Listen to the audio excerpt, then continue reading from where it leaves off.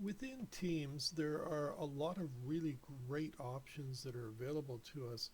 One of the things that's often overlooked is the creation of channels. So I'm going to open up my team here, and now I have team, and you'll notice that by default it automatically creates one channel.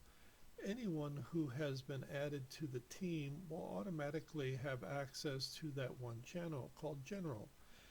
That means that anything that you would like to post, or if any files you'd like to share, or any of the other applications that you might add to this, then everyone who's a member of that team will automatically have the ability to participate and observe and see what is actually transpiring.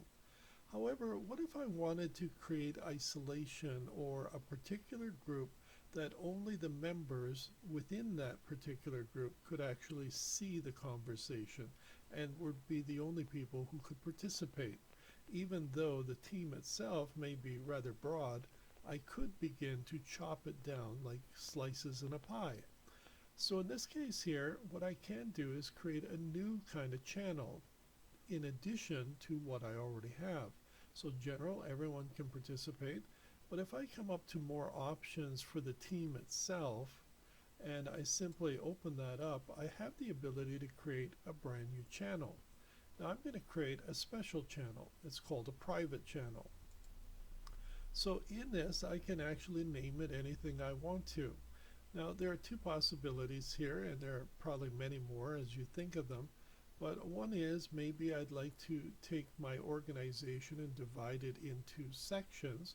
So I could have an admin department, let's say for our company. We could have the educational consultants, we could have the, let's say, financial group within the company, and only they can participate within their particular channel, yet they still have access to the general channel. So here I'm going to call this admin, but we could actually use it in a classroom as well, where we had a project that our students were actually working on, and that particular group, we could isolate them from another group by simply giving each one of them their very own private channel. So they would be able to communicate. Now the instructor or USMA, who might be in charge, the owner of that particular team, or the owners, they would still have access to all the channels. So they could actually see or moderate, or they could go in and make some adjustments where necessary. But for the members, they would themselves be isolated. So here we can give it a description as well. I'm going to leave that blank for the moment, but you could fill it out. And you'll notice that there is standard by default. And that means we could actually choose to allow a large number of people from another group to actually participate. But here I'm going to select private. And as soon as I create on private, then it's isolated at this point. And now I have to add people specifically to this group. Now I could do that with general as well, but it can only be people within your organization. There's one caveat here, and that is once created, you cannot modify it by changing its status.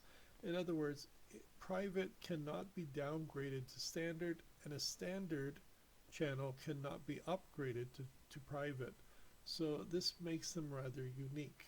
Once created, the only way to get rid of it is to delete it. So I'm going to create it. Next.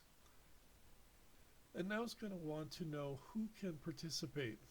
Now by simply typing in somebody's name, and I'll pick on Uzma for a moment, if I start to type out the name, chances are within the organization those individuals will come up. If not, you'll have to type out the whole information for that individual. But all I need to do now is to simply click on that particular individual, and they will be added to it. So I'm going to leave this blank for the moment because I just want to go a little further. I can come back and add people at a later time. So you'll see now that I still have my general, but now I have a brand new private channel.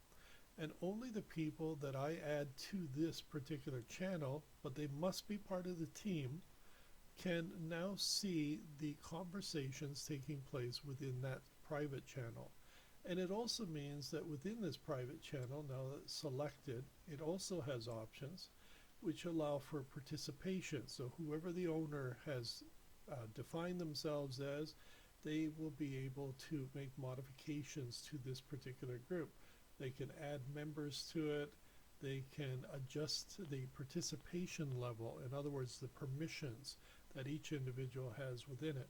So you can share information and no one can see what is actually transpiring within that channel. This actually makes it really good for not only an administration team or an EC team or any other group, but also for the classroom environment where we want to isolate groups within the actual, let's say, within that particular team. You can post information, you can share files with one another using SharePoint or OneDrive. You can even add a variety of different applications. This is really fascinating because should I open up an Excel document, anyone within that channel will be able to modify it. If I open up a Word document, anyone within that channel, that private channel, will be able to see it, but no one else can. And they can also modify it. So it's interactive, unless, of course, you choose slightly different permissions. SharePoint, there's a lot of little things you can do, but only the members within that particular group. There are some drawbacks to the private. There are a few that are not available here. And unfortunately, Forms happens to be one of them, which is a really good application. It's only available in standard. So hopefully that helps you a little bit with why you might want to create a private channel. Consider making them because they are extremely useful and they do help you to get the job done.